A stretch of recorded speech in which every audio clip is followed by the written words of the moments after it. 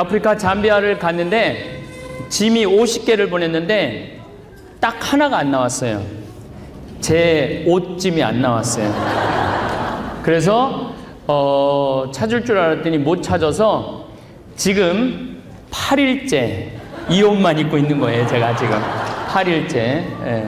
그래서 예수님께서 어디 먼 길 갈 때 2벌 가지고 가지 말고 1벌만 갖고 다녀라. 그거를 제가 실천을 안 하니까 하늘에서 그냥 이렇게 낚아채 가신 것 같아요. 그래도 옷 1벌로도 8일을 이렇게 지내는데 아무 불편함이 없더라고요. 냄새는 좀 나지만은 그래서 요즘 아주 여러 가지로 제가 묵상을 많이 하고 있습니다. 우리말에 이런 말이 있죠. 사람 위에 사람 없고 사람 밑에 사람 없다. 그런 말 하죠. 언제 우리가 그런 말 하죠? 내가 사람 취급 못 받을 때. 이거 봐. 사람 위에 사람 없고 사람 밑에 사람 없어. 똑같은 사람끼리 왜 무시해? 그러잖아요. 근데 요즘 한국 사회를 보면은 돈이 좀 있고 권력이 있는 사람은 돈 없고 권력 없는 사람을 너무 쉽게 무시하는 것 같아요. 그런 문화가 꽉 배 있는 것 같아요. 한국 사회 안에. 우리 부관장 신부가 로마 유학을 갔는데 처음에 식당에서 쫓겨났대요. 왜냐하면 식당에 앉아갖고 아저씨 이걸 하도 불러갖고 쫓겨났대요. 웨이터를 하도 불러갖고 그 주인이 와서 정중하게 얘기하더래요. 당신 같은 사람한테는 음식 팔고 싶지 않다고. 여기 여러분들 밴쿠버에서 살아보시면은 어떻게 우리나라 식당은 좀 다르지만은 미국 캐나다 사람들이 운영하는 식당에 가갖고 막 아줌마하고 안 부르잖아요. 어떻게 하죠? 올 때까지 기다리잖아요. 그러니까 그 문화 자체 안에 사람을 너무 쉽게 무시하는 문화가 우리 몸 안에 배 있는 거예요. 그래서 그리스도의 교회 문화권에 가보면은 어떤 사람도 무시하면 안 된다. 그게 있는 것 같아요. 작년 9월 달에 강남에서 한 아파트 경비 아저씨가 5층에서 70 먹은 아줌마가, 요즘은 70 먹어도 한국은 아줌마 같아요. 70 먹은 아줌마가 1층에 있는 경비 아저씨한테 간식을 줄 때 자기네 이 창문 앞으로 부른대요. 이 경비 일로 오라고. 그리고 창문을 열고 5층에서 1층으로 떡을 던져줬대요. 먹으라고. 그래서 그 경비 아저씨가 너무너무 자존심이 상해서 죽었어요. 우리 한국 사회 안에 이렇게 돈이 많으면은 무시하는 경향이 너무 많은 것 같아요. 근데 사람 무시하지 말라고 가르치신 분이 누구시죠? 예수님이에요. 어떻게 보면 예수님 일생 자체에 서로 사랑이라는 단어보다도 더 강력하게 말씀하신 게 뭐냐면은 사람 무시하지 말라는 거예요. 마태복음 25장에 보면은 예수님이 왼편, 오른편, 양떼, 염소떼 갈라놓고 난 다음에 오른편에 있는 사람들한테 이렇게 얘기합니다. 너희들은 하늘나라를 차지해라. 그 오른편에 있는 사람들이 이렇게 물어봐요. 우리가 뭘 잘했다고 하늘나라를 차지합니까? 너희들은 내가 목말랐을 때, 굶주렸을 때, 헐벗었을 때, 나그네 되었을 때, 병들었을 때, 감옥에 갇혔을 때 나를 따뜻하게 맞이해 줬다. 주님, 우리가 언제 그랬습니까? 예수님 뭐라고 말씀하시느냐면 너희 중에 가장 보잘것없는 사람 하나에게 해준 것이 곧 나에게 해준 것이다. 그러니까 가장 보잘것없는 사람 안에도 누가 있겠다는 거예요? 예수님이 있겠다는 거예요. 여기 계신 모든 여러분들 안에 지금 예수님 계세요, 안 계세요? 계세요. 그러니까 함부로 대하면 돼요, 안 돼요? 안 돼요. 그 예수님의 최고의 가르침이에요. 또 왼편에 있는 사람한테는 이렇게 말합니다. 너희들은 영원히 꺼지지 않는 불 속으로 가라. 우리가 뭘 잘못했다고 영원히 꺼지지 않는 불 속으로 가라 옵니까? 너희들은 내가 목말랐을 때, 굶주렸을 때, 병들었을 때, 감옥에 갇혔을 때 나그네 되었을 때 따뜻하게 맞이해주지 않았다. 우리가 언제 그랬습니까? 너희 중에 가장 보잘것없는 사람 하나에게 해주지 않은 것이 곧 나에게 해주지 않은 것이다. 또 마태복음 18장 10절에 이런 말씀이 있어요. 너희 중에 가장 작은이라도 업신여기지 말아라. 왜? 그의 수호천사가 하늘에서 하느님의 얼굴을 뵙고 있다. 여기 계신 분들 중에 이렇게 말하는 분들이 있어요. 나는 지질이 복도 없는 년이라고. 남편 복도 없고 자식 복도 없는 년이라고. 그 지질이 복도 없는 년도 수호천사 한 분씩이 다 따라 붙는다는 거예요. 그 수호천사 언제 제일 많으냐? 여러분들이 성체 영화로 나올 때 수호천사가 다 따라 나온다는 거예요. 그래서 어떤 수호천사는 얼굴이 밝아. 그분은 자기가 모시는 분이 일주일을 행복하게 산 거야. 근데 어떤 수호천사는 얼굴이 어두워. 왜 그러냐면은 일주일 동안 미움과 분노 속에서 산 거야. 그러니까 여기 계신 여러분 모든 분들 수호천사가 다 한 분씩 있는 거야. 그러니까 귀중해요, 안 귀중해요? 귀중한 거예요. 그러니까 함부로 대하지 말라는 거. 어느 누구도. 그리고 예수님이 이 세상에 오실 때부터 있는 사람들 편에 오시지 않고 가지지 못한 사람들 편에 왔어요. 부처님 아버지는 직업이 뭐죠? 왕이었죠. 공자님 아버지는 직업이 관리였어요. 마호메트 아버지는 직업이 큰 부자였어요. 예수님 아버지는 직업이 뭐였죠? 예수님 아버지는 내가 알기로는 직업이 하느님으로 알고 있는데 예수님 양아버지 직업은 뭐죠? 목수였어요. 2000년 전에 나자렛이라는 조그만 동네에 목수 정도였다면 하루에 2끼 정도 먹을 수 있었다고 그래요. 처음부터 가난한 사람들 편에 오셨던 거죠. 또 예수님 활동하시면서 주로 누구하고 지냈느냐 하면 앞 못 보는 사람, 듣지 못하는 사람, 말하지 못하는 사람, 또 코가 문드러져도 자기 코가 문드러지지도 모르는 나환자, 몸 파는 여자, 이런 사람들과 예수님은 먹고 마시고 놀았다고 그래요. 저는 신약성서, 구약성서 통틀어 제일 제가 좋아하는 구절이 이 구절이에요. 먹고 마시고 놀았다. 너무너무 이 성서 구절만 들으면요, 막 가슴이 막 터져나갈 것 같아요. 먹고 마시고 놀았다. 이 얘기만 들으면은. 여러분들 저하고 나름대로 뭐 유튜브를 통해서 또 방송을 통해서 많이 저하고 친숙하시죠? 그렇다고 하더라도 저하고 먹고 마시고 놀진 않잖아요. 여러분들 주위에 있는 사람들 중에 먹고 마시고 놀 수 있는 사람이 몇 명이나 될 것 같아요? 보통 친하지 않으면 못하는 거예요. 보통 친하지 않으면 먹고 마시고 노는 일은 거의 안 하는 겁니다. 아주 살 안에 있는 나하고 가장 친한 사람하고 먹고 마시고 노는 거예요. 또 여러분들 사람하고 먹고 마시고 놀 때 그 사람하고 친하게 될 수 있는 가장 좋은 방법은 뭐예요? 먹고 마시고 노는 거예요. 근데 예수님은 그들과 먹고 마시고 놀았다는, 이게 얼마나 가슴 설레는 얘기인데요. 예수님 이 세상에 오셔서 여러분들 이렇게 가르치지 않고 그냥 같이 먹고 마시고 논 거예요. 그것처럼 좋은 복음이 어디 있어요?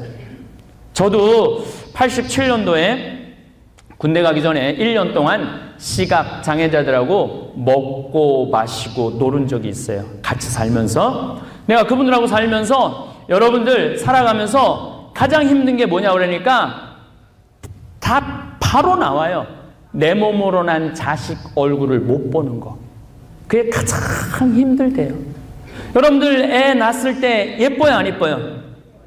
막 손가락, 발가락 너무 신기하잖아요. 그래서 막 입으로도 먹어보고 빨아도 보고 막 별짓을 다 하잖아요. 걔는 아무것도 안 하는데 그냥 부모가 별짓을 다 하잖아요. 걔는 아무것도 안 하는데, 그리고 그냥 눈에 티만 들어가도 막 비벼내고 불어달라고 그러는데 나한테 그래요. 시부님, 이만한 애를 눈에 넣어도 안 아프대잖아. 눈에 넣어도 안 아프대. 이만한 걸 눈에 넣어도 얼마나 좋으면은. 그런데 그들은 그런 기쁨이 없는 거예요. 그런 기쁨. 내 자식이 어떻게 생겼는지를 모르는 거예요. 또 도봉산 성당에서 초대를 했어요. 근데 갔는데 뭐 상다리가 부러지게 차려놨어요. 근데 나한테 그러는 거예요. 학사님, 우리는 이렇게 상다리가 부러지게 차려놔도 아무 소용이 없다는 거예요. 무슨 소리냐 그러니까 보여야지 골라 먹지 않느냐. 보여야지. 그러니까 옆에서 고등어 들어갑니다, 두부 들어갑니다, 멸치 들어갑니다, 그래야지 아는 거예요. 여러분들 지금 여러분들이 음식을 엄마가 막 김치찌개를 끓여놔서 바글바글, 그거 보면 어때요? 눈으로 먹잖아요. 눈으로 벌써 먹잖아요. 이게 눈으로 먹는 기쁨이 얼마나 큰데요. 참 너무너무 맛있는 게 있어. 그럼 뭐라 그래? Mouth is watering 그러잖아요. 군침이 돈다 그러잖아요. 군침이. 근데 시각장애자들은 군침이 안 도는 거예요. 군침이. 여러분들이 얼마나 행복한 분들인데요. 그래서 이 눈으로 볼 수 있는 게, 그래서 제가 눈 하나 갈아 끼는데 1억이 든다는 게 괜히 나온 말이 아니야. 그분들하고 살아보면서 여러분들이 뭐가 지질이 복도 없긴 뭐가 지질이 복도 없어. 지금 눈으로 온 세상을 다 보고 있는데. 그런데 제가 그분들하고 살면서 정말 애환을 느낄 수가 있었어요. 이 옛날에 수원, 인천에서 전철이 서울까지 왔다 갔다 했어요. 그럼 시각장애자들은 어떻게 하냐? 바구니를 들고 전철에 다니면서 어두운 밤에 깜깜한 이러고 지나가면은 우리가 500원, 1000원씩 줬어요.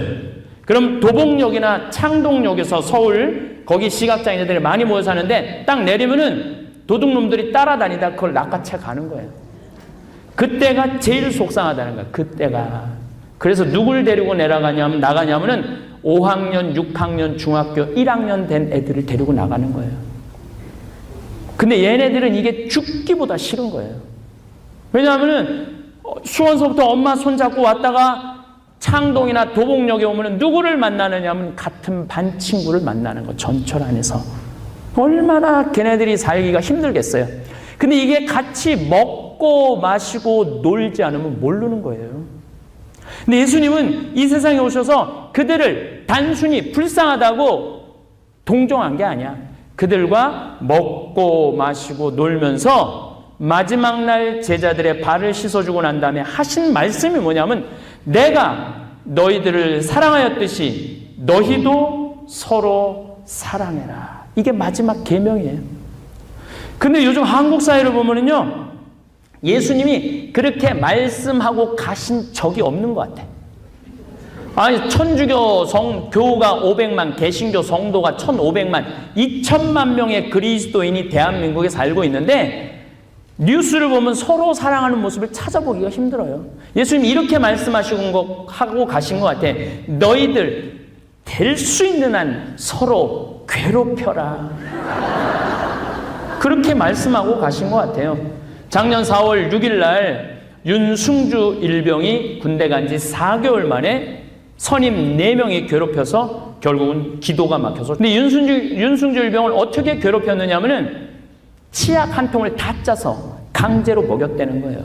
동료 병사가 침을 바닥에 뱉고 그걸 먹으라고 그러고, 냉동 음식을 입에다 강제로 집어넣고 얼굴을 때리고 마대자루로 온몸을 때리고, 그리고 밥알이 다시 튀어나오면 그걸 다시 삼키라고 그러고 핥아서. 결국은 이 친구는 뱉지도 삼키지도 못하고 기도가 막혀서. 근데 윤승주 일병은 군대 가기 전에 전액 장학생이었어요.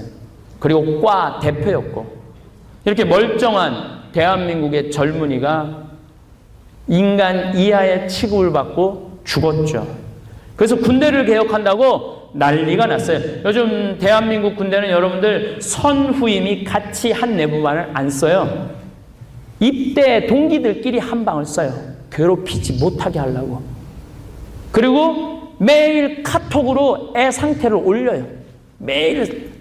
그래갖고 요즘 이 하사관들이 매일 엄마들이 따지는 거예요. 내 애가 살이 빠진 것 같다. 밥을 먹었냐 안 먹었냐. 그래갖고 요즘 그 하사관들이 병사 돌보는 것보다 병사 엄마 돌보는 게 더 바쁘대요. 예. 그렇게 군대를 개혁한다고 그러는데 저는 군대를 개혁해서 될 일이 아니에요. 이건 지금 대한민국은 뭔가 잘못 가고 있어요. 지금 대한민국은 여러분들 한국 방송 보면 그런 생각 안 들어요? 뭔가 대한민국 잘못 가고 있다. 대한민국 건국 이념이 뭐예요?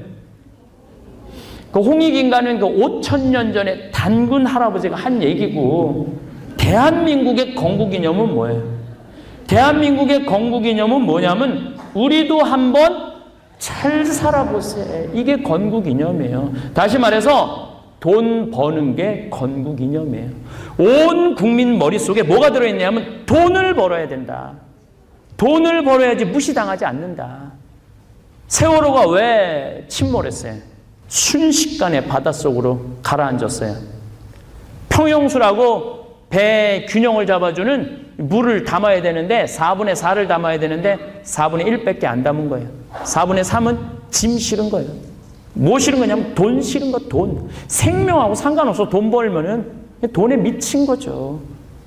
돈이면 무슨 짓이든 다 하는 거예요. 이게 지금 대한민국의 건국 이념이에요. 제가 보기에는 너무 안타까워요. 더 높은 가치가 있는데, 핀란드라는 나라는 건국 이념이 뭐냐면 나눔이야, 나눔. 핀란드는 스웨덴의 지배를 500년 받아요. 러시아의 지배를 100년을 받아요.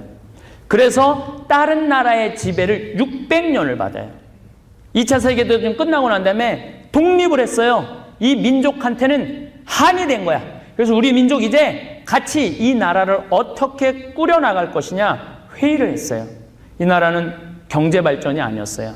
이 나라는 건국 이념이 뭐냐면 콩알 한 쪽이라도 나눠 먹자, 이제 우리 민족끼리. 그래서 이 나라는 처음부터 나누기 시작했어요. 근데 지금 국민소득 6만 7만 달러 됐는데 지금도 나누고 살아요. 이 나라는 초등학교, 중고등학교 전액 무상교육이에요. 근데 더 놀라운 건 대학도 전액 무상교육이에요. 그리고 모든 대학생들한테 책 사볼 돈이 없을까 봐 모든 대학생들한테 한 달에 용돈을 줘요. 43만 원씩. 그리고 석 박사도 공짜예요. 이렇게 석 박사 하기까지 공짜로 시키려면 어떻게 해야 되죠? 세금을 많이 내야 되잖아요. 700만 원 정도 월급 받는 사람들이 세금을 얼마 내냐면 320만 원 정도 내요. 그리고 부자들은 세금을 60%까지 내요. 자기는 40%밖에 안 갖고 가요. 그러니까 나누는 거예요. 아마 대한민국에 지금 이제 우리 대학도 공짜, 석박사도 공짜로 하려면은 700만 원 월급 받는 사람들 세금 320만 원 내라고 그러면은 어떨 것 같아요? 박근혜는 자폭해라. 1% 올리는 것도 난리가 나는데 30%를 넘어 올린다?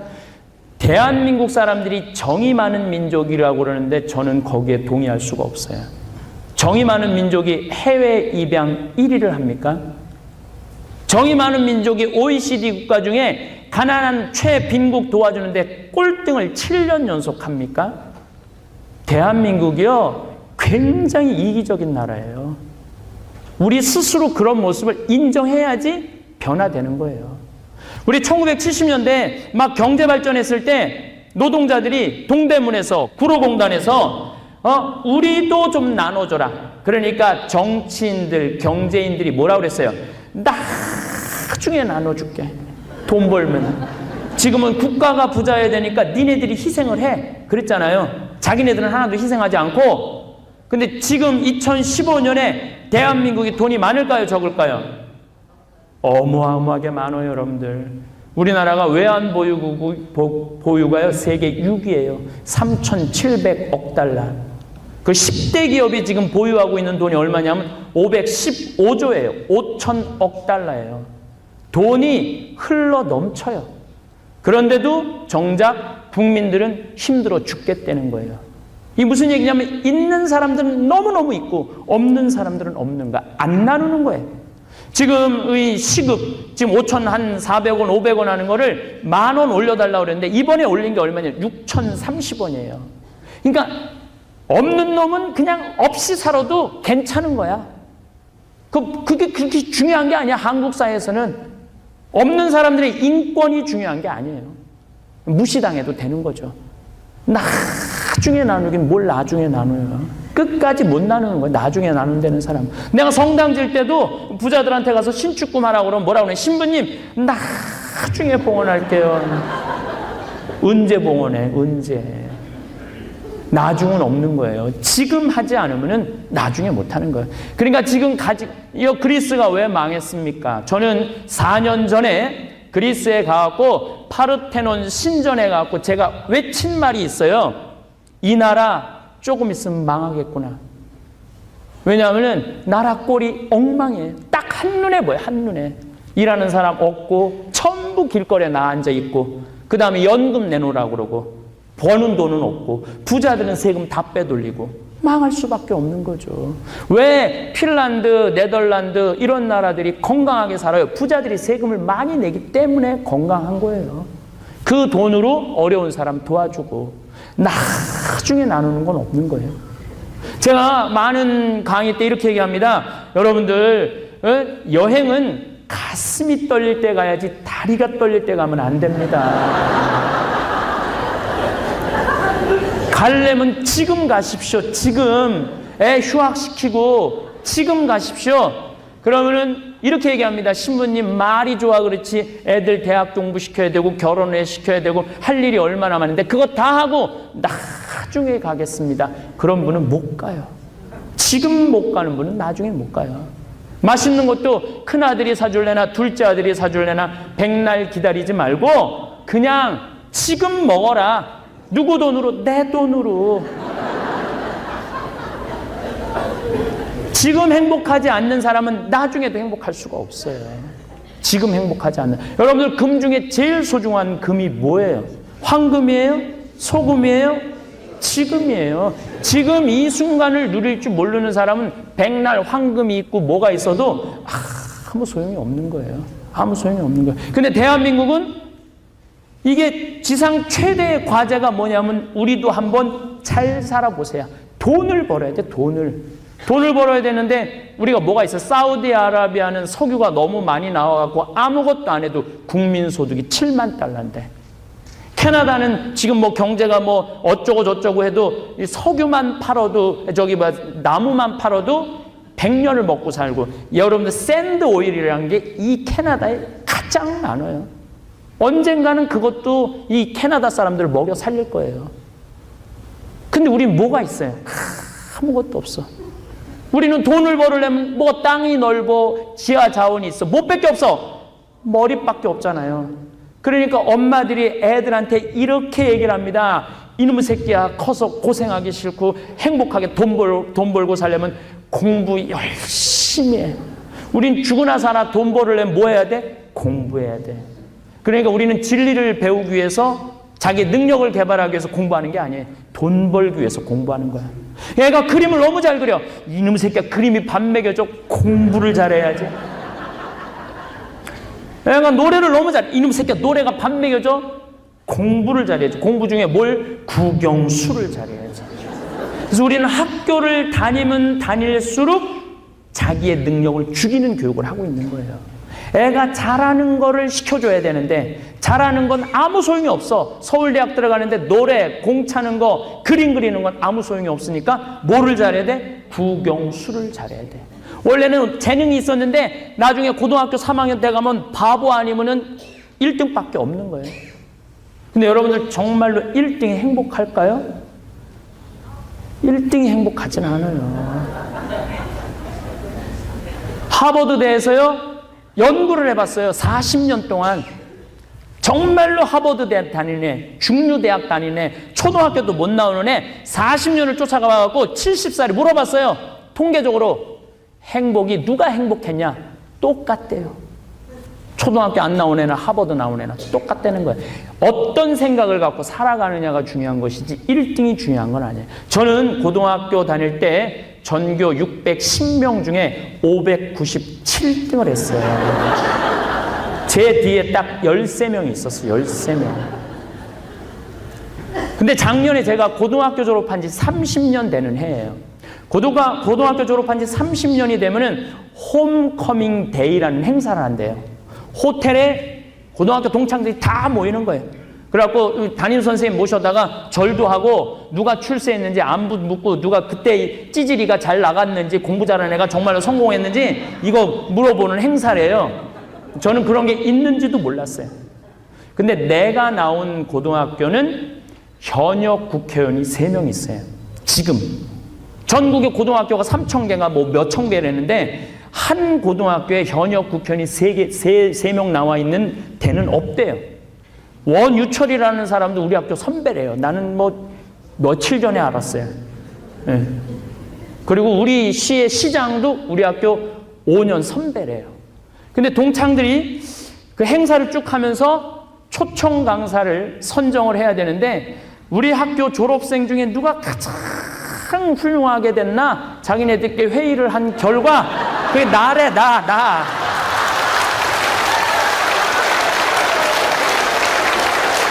아니 왜 1등을 데려다가 강의를 하지 왜 597등을 데려다가 강의를 597등을 데려다가 제 생각에는 그 친구들이 훌륭한 사람을 선택한 건 아니라고 생각해요. 행복한 사람을 선택했다고 생각을 해요. 저는 중고등학교 때 가장 하고 싶었던 게 사제였어요. 정말로 신부가 되고 싶었어요. 597등을 가지고 신학교 간다고 그러고 창피하잖아요. 성적도 안 되고. 그래서 공부 너무 열심히 했어요. 하다 보니까 너무 열심히 해갖고 전교 25등까지 올라갔어요. 우리 학교는 서울대 연고대를 130명이 들어갔거든요. 한 해에. 25등이면 꽤 해는 거죠? 근데 나는 일반 대학엔 관심 없었어. 오로지 사제가 최고의 목표였어요. 그리고 신학교 합격하던 날 온 세상을 다 얻은 기분이에요. 지금도 그 느낌이 있어요. 얼마나 행복했는지. 신학교 7년 내내 정말 행복하게 살았어요. 보좌신부 3년 우리 교우들이 보좌신부 바라보는 눈빛이 얼마나 따뜻해요. 가장 그냥 얼마나 그 보좌신부를 이쁜 눈으로 바라봐요. 또 본당신부 10년 동안은 우리 교우들이 나를 손에 떠받들고 업고 다녔어요. 느껴요, 제가. 참 행복한 본당신부 했죠. 그리고 이제 평창에 들어가서 산 지 12년이 되는데 참 좋아요. 평창에 와보신 교우들도 몇 분 계시지만 기가 막히잖아요. 산에, 강에, 탕 마당에서 강을 내려다보고 있으면요. 근심 걱정이 하나도 없어요. 마누라가 있어, 자식이 있어. 걱정할 게 뭐 있어요? 얼마나 행복해. 그래서 나는 내 친구들이 나를 선택한 이유는 훌륭한 사람을 선택한 게 아니라 행복한 사람을 선택했다고 생각 들어요. 그 행복을 나눠달라고. 여러분들, 지난번에 US 오픈 우승한 전인지라는 선수 알죠? 이 전인지가 키가 175예요. 근데 키만 큰 게 아니라 IQ가 138이에요. 이 친구는 초등학교 5학년 때 전국 수학 경시대 12,000명 모임 중에 대상을 받은 아이예요. 어마어마하게 똑똑한 애예요. 근데 이 아버지는 애를 공부를 가르치고 싶지 않았어요. 골프를 가르치고 싶었어요. 그래갖고 오전 수업 끝나고 난 다음에 골프 연습장을 보냈는데 교감 선생님이 아버지한테 당신 미쳤냐? 이 수학 천재를 수학을 가르치지 왜 오전 수업을 하고 운동을 시키냐? 운동은 머리 나쁘고 심 좋은 애들이 하는 거 아니냐? 이 아버지는 학교가 너무 협조를 하지 않아서 충청도에 있는 전인지를 제주도로 전학을 시켰어요. 그리고 지금 전인지는 지금 20살인데 어때요, 여러분들? 너무너무 행복해 보이지 않아요? 만약에 지금 전인지가 지금 서울대 수학과를 들어갔다면 지금 날밤이 새게 책상에서 공식을 풀고 있었을 거예요. 그거보다 어때요?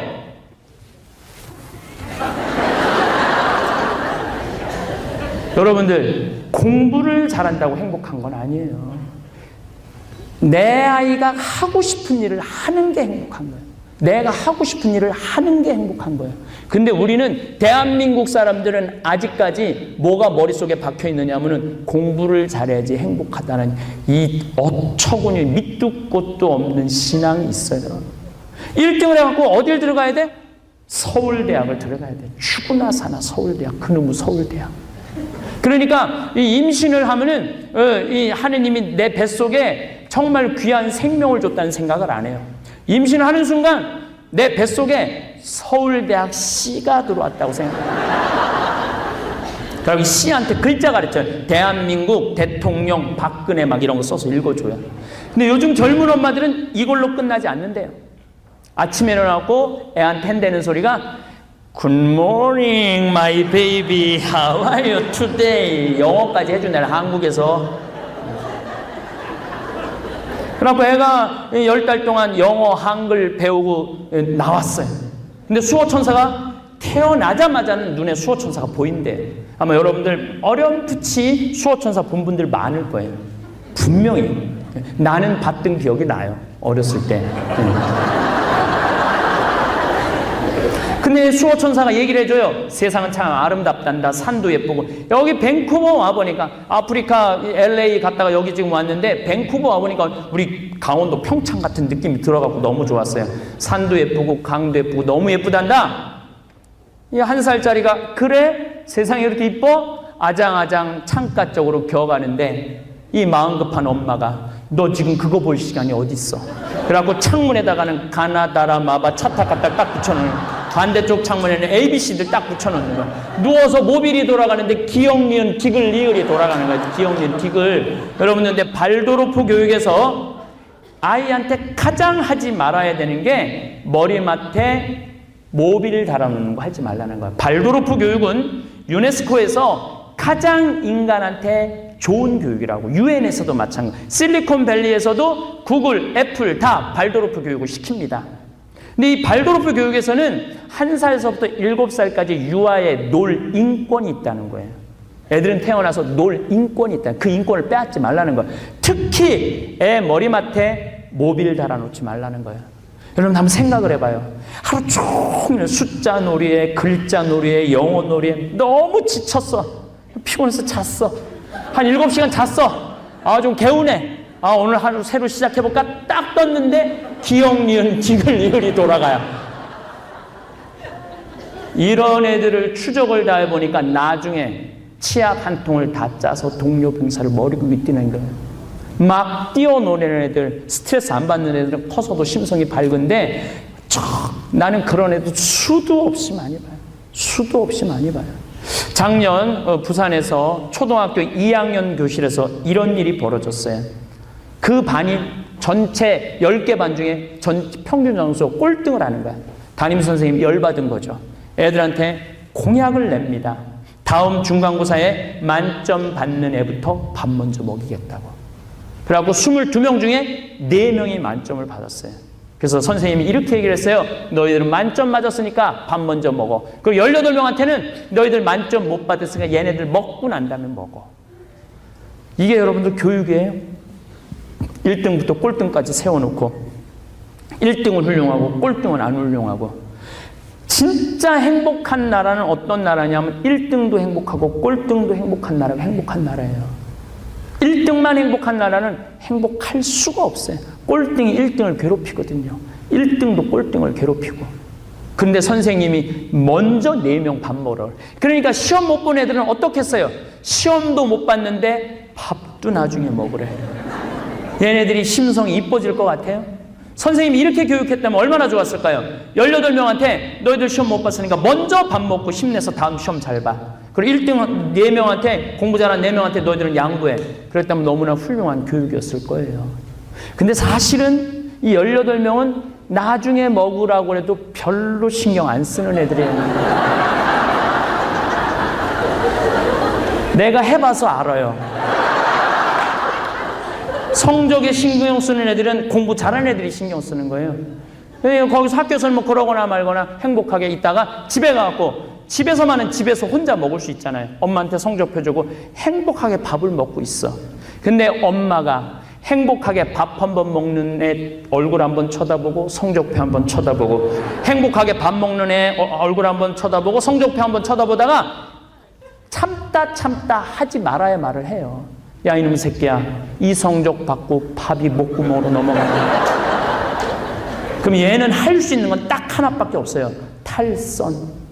탈선밖에 할 수 있는. 우리 사회가 그렇게 아이들을 1등, 2등 나눠놓고 패배자들은 너희들은 살 가치도 없다고 학교에서 집에서 몰아세우고 있는 거예요. 이런 나라가 행복한 나라가 될 수 있을 것 같아요?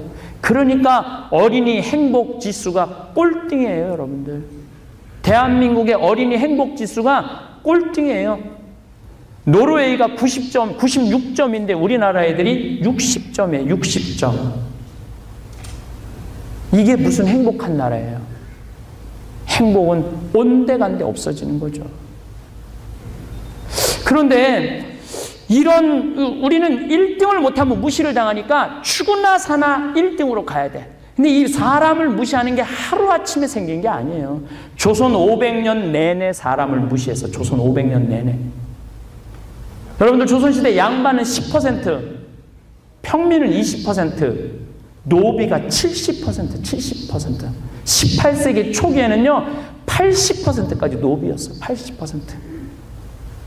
그러니까 노비들은, 평민들은 성도 없었어요. 봄에 태어나면 3월이, 4월이, 춘삼이, 춘월이에요. 이름이 어디 있어요? 성이 어디 있어, 성이. 양반들만 성이 있었어요. 1800년 정조 임금이 죽고 난 다음에 순조, 헌종, 철종, 고종. 근데 얘네들이 몇 살에 왕이 되냐면 8살, 10살, 18살. 철종 같은 경우는 개똥이라고 불러다고 나무하다가 올라가고 왕이 된 사람이에요. 고종도 마찬가지지만 나라 꼴이 엉망이었어요. 그러니까 삼정이라는 게 세금이 문란이 오면서 1850년서부터 노비들이 무슨 짓을 하느냐, 짓이 아니지. 우리가 이렇게 고통을 겪고 사람 취급 못 받는 것은 족보가 없어서 그렇다. 족보가. 그래서 이때부터 족보를 돈 주고 몰락한 양반들한테 쫓아가고 우리 이름 좀 떠줘라. 성 좀 붙여달라. 그래갖고 족보를 사기 시작해요. 근데 귀양살 족보, 우리도 한번 왕성으로 들어가 보자. 그래갖고 전부 산 게 김씨, 이씨, 박씨로 다 뛰어들어간 거예요. 그래갖고 우리나라 김씨가 1100만이에요, 김씨가. 그 다음에 이씨가 720만, 박씨가 420만이에요.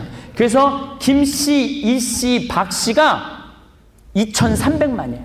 5천만 중에 세 성이 2300만이에요. 여러분, 이게 말이 돼요?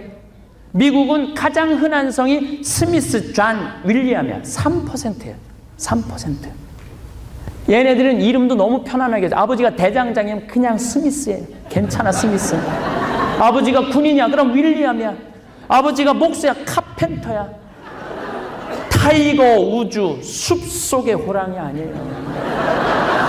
그냥 생긴 대로 짓는 거, 생긴 대로. 자기 생긴 대로. 얼마나 좋아요. 내가 잠비아에 갔더니 이름이 도요타가 있더라고. 잠비아, 거기 우리 잠비아 사람들 왜 걔가 도요타냐니까 도요타에서 났대, 차에서. 그래서 도요타래, 도요타. 슈가, 거기 수도가 루사카야. 루사카도 있어요, 이름이 루사카. 일본은요, 대나무 숲에서 태어났으면 다 깨다야. 들판에서 태어났으면 다 낚아야, 다 낚아. 일본은 성이 30만 개예요. 우리는 286개인데. 다시 말해서 우리는 개성이 없는 거예요. 개성이 없는 거예요. 남성 다 따라가는 거예요. 그러니까 내가 보니까 김씨, 이씨, 박씨들은 문제가 많은 성이야.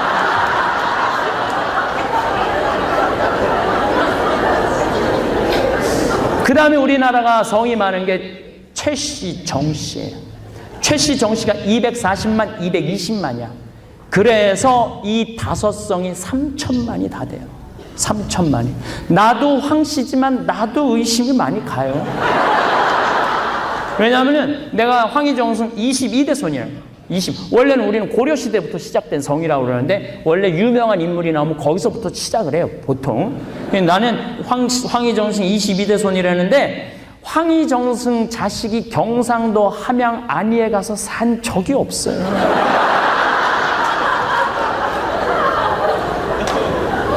그런데 여러분들 황씨든 이씨든 정씨든 성이 뭐가 그렇게 중요해요? 지금의 내가 중요한 거 아니에요?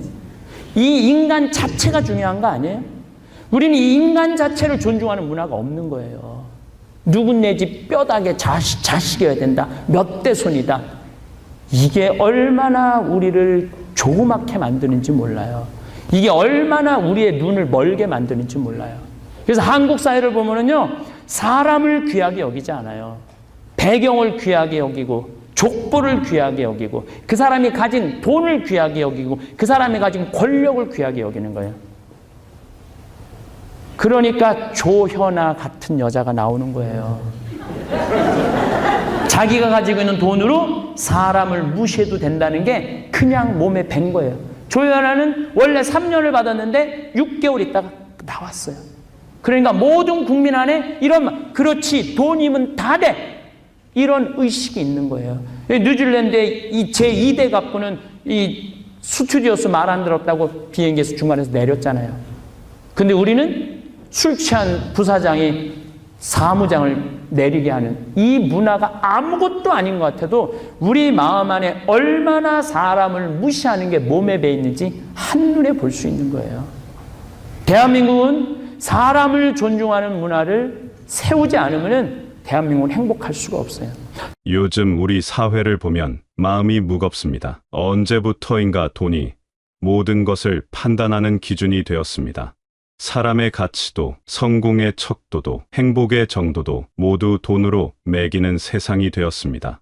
우리가 젊었을 때만 해도 그렇지 않았습니다. 물론 가난했지만 이웃과 정을 나누고 어려운 사람을 도우며 서로 의지하며 살았습니다. 아궁이에서 나는 연기 냄새를 맡으며 저녁 준비를 하는 이웃집 생각을 하고 누군가 아프면 온 동네가 발을 동동 구르며 걱정했습니다. 그런데 지금은 어떻습니까? 돈 없는 사람은 무시당하고 가난한 것이 죄인 양 여겨지는 세상이 되었습니다.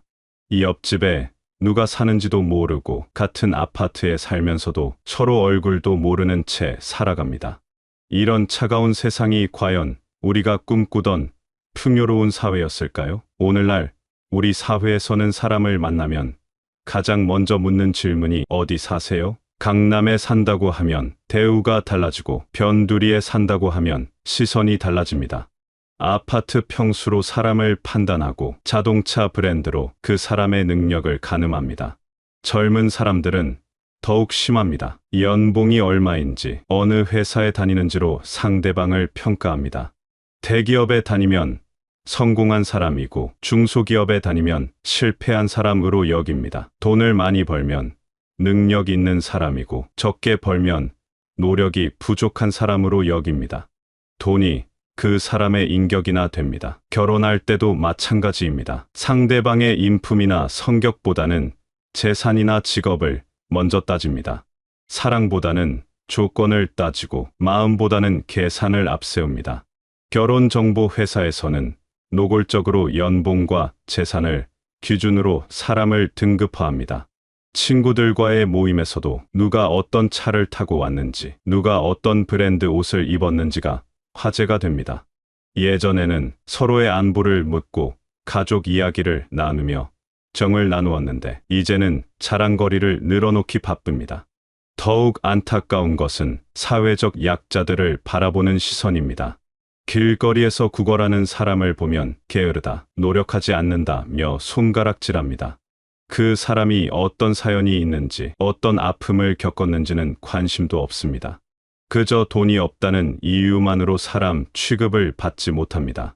청소하는 분들, 경비하는 분들을 마치 투명인간 취급합니다. 아침마다 우리 아파트를 깨끗이 청소해 주시는 분에게 고맙다는 인사 한마디 건네는 사람이 몇이나 될까요? 밤늦게까지 우리의 안전을 지켜주시는 경비원 아저씨에게 따뜻한 말 한 마디 건네는 사람이 몇이나 될까요? 얼마 전 한 아파트에서 택배 기사가 엘리베이터를 타지 못하게 한 일이 있었습니다. 같은 사람인데 하는 일이 다르다고 해서 차별을 받는 것입니다. 그 택배 기사도 누군가의 아버지이고 누군가의 남편일 텐데 말입니다. 이것이 과연 옳은 일입니까? 음식점에서 서빙하는 분들에게 반말하며 짜증내는 손님들을 자주 봅니다. 음식이 조금 늦게 나오거나 실수가 있으면 마치 하인을 꾸짖듯이 대합니다. 그분들도 우리와 똑같은 사람인데 왜 그렇게 대할까요? 돈을 벌기 위해 우리는 많은 것을 잃었습니다. 가족과 함께하는 시간, 친구들과의 정다운 만남, 이웃과의 따뜻한 관계를 모두 포기했습니다. 부모는 자녀에게 공부 열심히 해서 돈 많이 벌어야 한다고 말합니다. 인성 교육이나 예의 범절보다는 성적이 우선입니다. 남을 배려하는 마음, 어려운 사람을 돕는 마음보다는 경쟁에서 이기는 것이 중요하다고 가르칩니다. 직장에서도 마찬가지입니다. 동료는 친구가 아니라 경쟁 상대입니다. 서로 도우며 함께 발전하는 것이 아니라 남을 밟고 올라서야 성공할 수 있다고 생각합니다.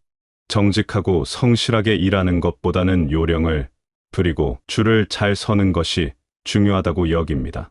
돈을 벌기 위해서라면 남을 속이거나 해치는 일도 어쩔 수 없다고 생각합니다. 양심보다는 이익을, 정의보다는 손해를 따지는 사회가 되었습니다. 거짓말을 해서라도 이익을 취하고 약속을 어겨서라도 손해를 피하려 합니다. 요즘 사람들은 남의 아픔을 공감하지 못합니다. 내 일이 아니면 관심도 없고 도움을 청해도 외면합니다. 지하철에서 노인분이 넘어져도 스마트폰만 들여다보고 길에서 쓰러진 사람이 있어도 그냥 지나갑니다. 혹시 도움을 주다가 누명을 쓸까봐, 귀찮은 일에 휘말릴까봐 모른 척합니다. 한국전쟁 때 어려운 시절을 겪었던 우리는 남의 아픔을 내 아픔처럼 느꼈습니다. 이웃이 굶으면 우리도 굶었고 누군가 아프면 함께 걱정했습니다. 한 집에서 잔치가 있으면 온 동네가 함께 기뻐했고 초상이 나면 온 동네가 함께 슬퍼했습니다. 그런데 지금은 어떻습니까? 옆집에 누가 사는지도 모르고 아파트 같은 층에 살면서도 인사 한번 나누지 않습니다. 이웃집에서 무슨 일이 일어나는지도 모르고 알려고 하지도 않습니다. 각자 살기 바쁘다는 핑계로 서로에게 무관심합니다. 어떤 사람은 몇 년 동안 혼자 살다가 죽었는데도 이웃들이 모르고 지나간 경우도 있습니다. 이런 일이 과연 사람 사는 세상에서 일어날 수 있는 일입니까? 나이 든 분들을 대하는 젊은 사람들의 태도도 문제입니다. 버스에서 자리를 양보하지 않는 것은 기본이고 반말을 하거나 무시하는 경우도 많습니다. 노인분들이 느리다고 짜증내고 말이 안 통한다고 화를 냅니다. 우리가 젊었을 때는 어른을 만나면 반드시 인사를 했습니다. 어른이 말씀하시면 끝까지 들었고 함부로 말 대꾸하지 않았습니다. 어른의 경험과 지혜를 존중했습니다. 하지만 지금은 나이가 많다고 해서 무조건 존경받아야 한다는 생각이 구식이라고 여깁니다. 직장에서도 마찬가지입니다. 돈을 많이 버는 사람에게는 깍듯이 대하지만 그렇지 않은 사람에게는 함부로 대합니다. 상사라도 뒤에서는 나쁜 말을 하고 동료라도 이익이 되지 않으면 외면합니다. 사람을 사람으로 보지 않고 돈벌이 수단으로 보는 것입니다. 가족 간의 관계도 달라졌습니다. 부모를 모시는 것을 짐으로 여기고 형제 간에도 돈 문제로 싸웁니다. 부모님이 돌아가시면 유산을 두고 다투고 제사도 번거롭다며 간소화하거나 아예 지내지 않습니다. 예전에는 가족이 하나로 뭉쳐서 어려움을 이겨냈습니다. 형이 동생을 돌보고 자식이 부모를 모시는 것이 당연했습니다. 가족 중 누군가 어려움에 처하면 다른 가족들이 도왔습니다. 가족은 운명 공동체였습니다. 하지만 지금은 각자 살기 바쁘다며 가족마저 외면합니다. 부모님이 아프셔도 병원에 모시고 가기 어렵다며 미룹니다. 형제들끼리도 명절에나 한 번씩 얼굴을 보고 평소에는 연락도 잘 하지 않습니다. 자녀들은 부모를 ATM처럼 생각합니다. 돈이 필요할 때만 연락, 평소에는 관심도 없습니다. 부모님의 생신이나 결혼기념일도 까먹고 안부 전화도 귀찮아합니다. 이런 모습을 보면 마음이 아픕니다. 마트에서 일하는 중년 여성에게 반말하며 짜증내는 손님들을 자주 봅니다. 계산이 조금 늦거나 포인트 적립에 실수가 있으면 마치 큰 잘못을 저지른 것처럼 소리를 지릅니다. 그분들도 누군가의 어머니이고 누군가의 아내일 텐데 말입니다. 음식점에서 서빙하는 분들을 마치 하인처럼 대하는 모습도 흔합니다.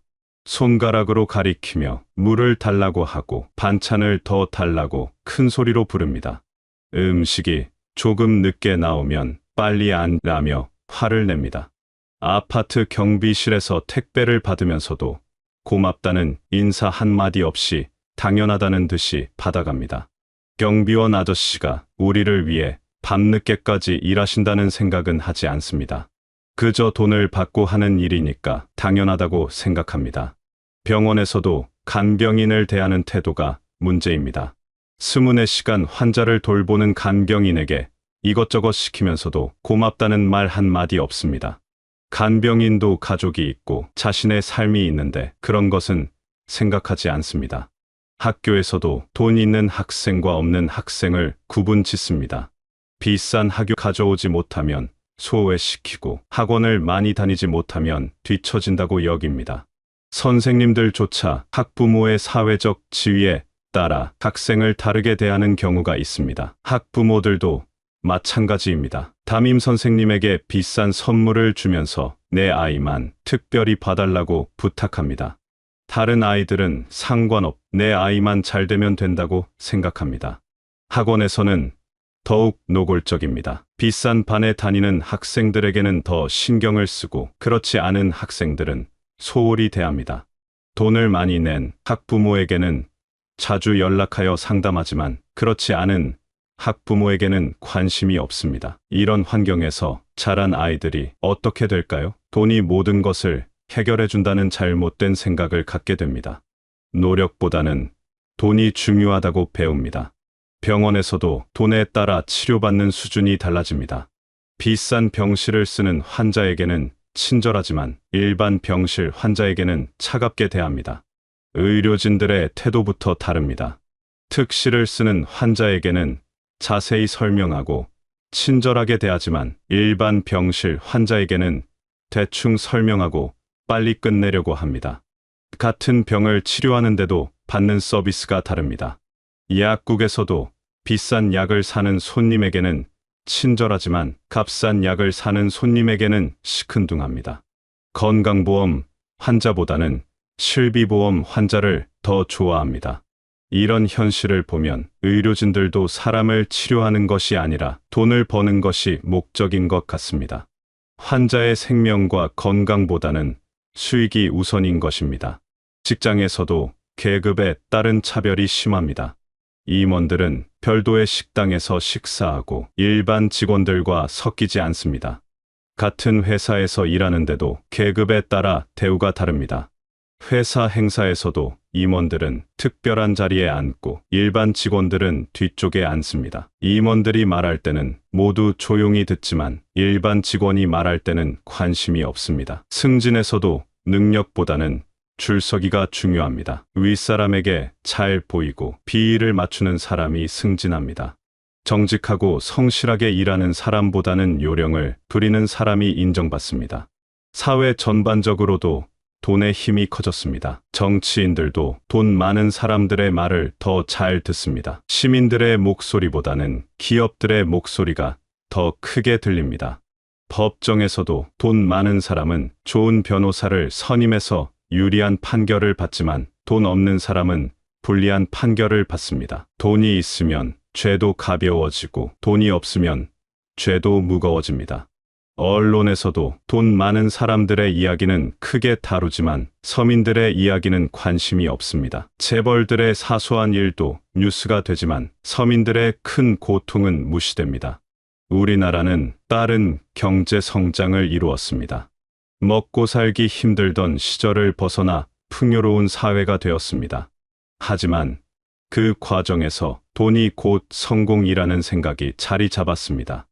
보릿고개를 넘기던 시절 우리는 오로지 경제 발전만을 생각했습니다. 배고픔에서 벗어나는 것이 가장 중요한 목표였습니다. 그래서 돈을 벌 수 있는 것이라면 무엇이든 좋다고 생각했습니다.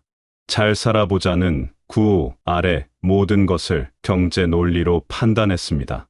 개발을 위해서는 환경을 파괴해도 괜찮다고 생각했고, 성장을 위해서는 노동자들의 희생도 어쩔 수 없다고 여겼습니다.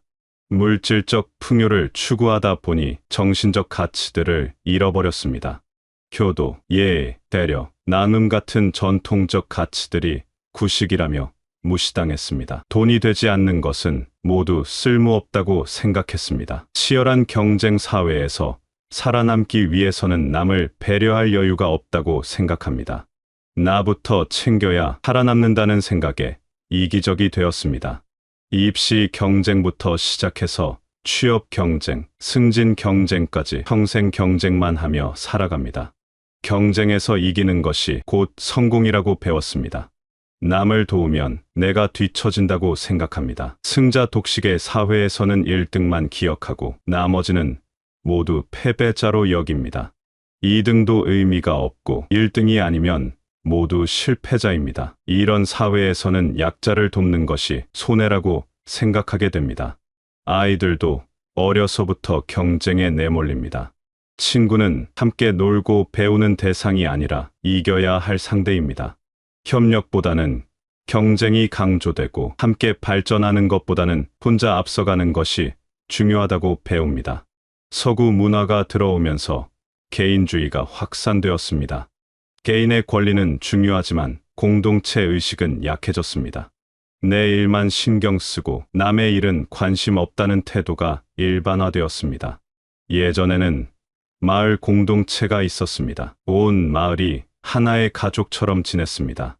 누가 어려우면 모두가 도왔고 누가 기쁘면 모두가 함께 기뻐했습니다.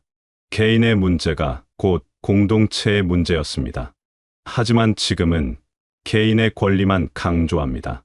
내 권리는 중요하지만 내 의무는 외면합니다. 사회에 대한 책임은 지기 싫어하면서 사회로부터 받는 혜택은 당연하다고 생각합니다. 핵가족이 되면서 가족 간의 유대감도 약해졌습니다. 대가족 시절에는 할아버지, 할머니로부터 인생의 지혜를 배웠습니다. 어른들을 공경하고 어린이들을 사랑하는 것을 자연스럽게 배웠습니다. 하지만 지금은 그런 교육의 기회가 없습니다. 물질만능주의가 우리 사회 전반에 퍼져 있습니다. 돈으로 살 수 있는 것만 가치 있다고 생각합니다. 사랑, 우정, 신뢰, 존경 같은 것들은 돈으로 살 수 없지만 그런 것들을 중요하게 여기지 않습니다. 텔레비전에서도 부자들의 이야기만 나옵니다. 어떻게 하면 돈을 벌 수 있는지, 어떻게 하면 성공할 수 있는지만 관심이 있습니다. 인간적인 감동이나 진정한 행복에 대한 이야기는 찾아보기 어렵습니다. 연예인들도 돈 많이 버는 것이 성공의 척도입니다. 좋은 연기나 노래보다는 얼마나 많은 광고를 찍고 얼마나 많은 돈을 버는지가 화제가 됩니다. 예술성보다는 상업성이 우선입니다. 스포츠에서도 마찬가지입니다. 운동선수들의 실력보다는 연봉이 화제가 됩니다. 팀워크나 스포츠 정신보다는 개인의 몸값이 중요합니다. 돈으로 살 수 없는 것들이 훨씬 많습니다. 가족의 사랑, 친구의 우정, 이웃의 따뜻함은 아무리 돈이 많아도 살 수 없습니다. 진정한 사랑은 조건이 없습니다. 상대방이 돈이 많든 적든, 지위가 높든 낮든 상관없이 그 사람 자체를 사랑하는 것입니다. 한 사람의 진정한 가치는 그가 얼마나 많은 돈을 가졌느냐가 아니라 얼마나 많은 사람을 사랑했느냐에 달려 있습니다. 얼마나 많은 사람에게 도움을 주었느냐, 얼마나 많은 사람을 위로했느냐가 더 중요합니다. 사람은 사랑받고 존중받을 때 진정한 행복을 느낍니다.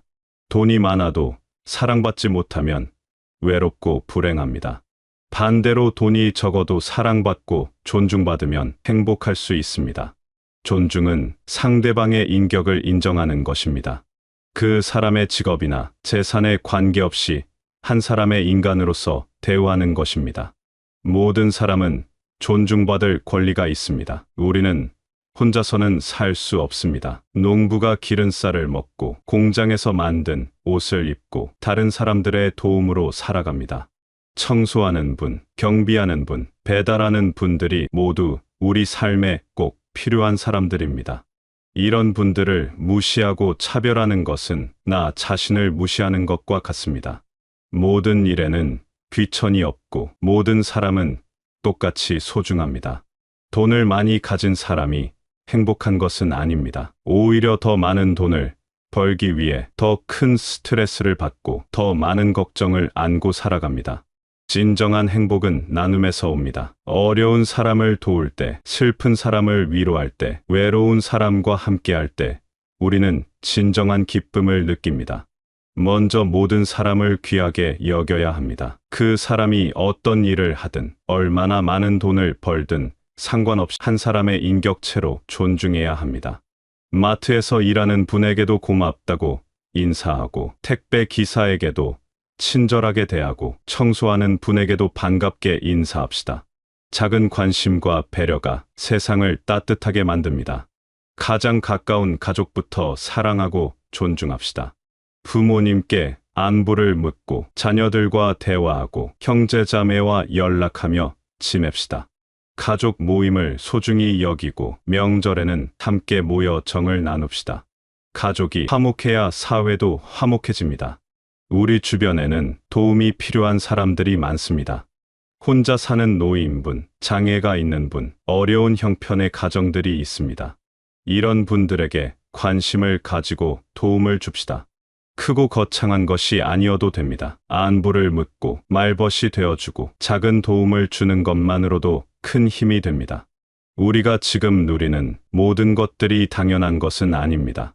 많은 사람들의 노력과 희생이 있었기에 가능한 것입니다. 이런 것들에 감사하는 마음을 가져야 합니다. 매일 아침 일어나서 건강하게 하루를 시작할 수 있음에 감사하고 가족이 있고 집이 있고 밥을 먹을 수 있음에 감사합시다. 돈이 전부가 아닙니다. 돈보다 소중한 것들이 훨씬 많습니다. 사랑, 존중, 배려, 나눔, 감사 같은 가치들이 우리 삶을 풍요롭게 만듭니다. 우리 시대를 살아온 시니어들은 이런 가치들을 잘 알고 있습니다. 어려운 시절을 겪으면서도 서로 도우며 살아온 경험이 있습니다. 이제 우리가 앞장서서 이런 가치들을 다음 세대에게 전해 주어야 합니다. 젊은 사람들에게 돈보다 중요한 것이 무엇인지 보여주고 사회적 약자들을 따뜻하게 대하는 모습을 보여줍시다. 우리부터 변화하면 사회도 조금씩 변화할 것입니다. 모든 사람이 존중받고 사랑받는 사회, 약자도 당당하게 살 수 있는 사회, 돈이 아닌 인간성으로 평가받는 사회를 만들어 갑시다. 그것이 우리가 후손들에게 물려줄 수 있는 가장 소중한 유산입니다. 이 인생의 끝자락에 서서 되돌아보면 결국 남는 것은 돈이 아닙니다. 내가 사랑한 사람들, 내가 도운 사람들, 내가 나눈 따뜻한 마음들이 남습니다. 이런 것들이야말로 진정한 인생의 가치입니다. 오늘부터라도 주변 사람들을 더 따뜻하게 대하고 어려운 사람들에게 관심을 가지며 사랑과 존중의 마음으로 살아갑시다. 그것이 우리가 할 수 있는 가장 의미 있는 일입니다.